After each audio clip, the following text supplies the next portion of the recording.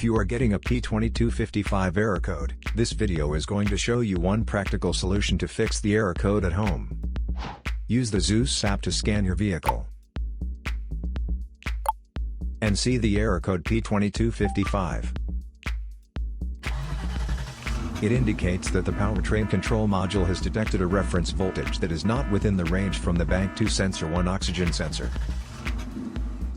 Here is a simple DIY method you can try to solve this problem.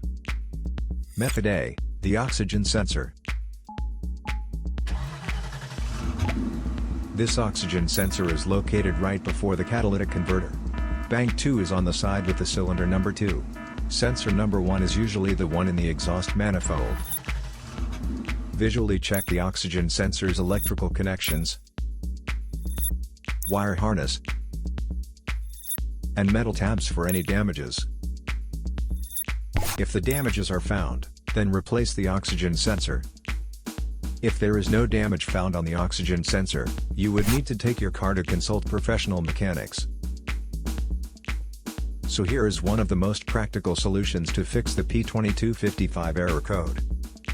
After the repair, you can now use the Zeus app to clear the error code.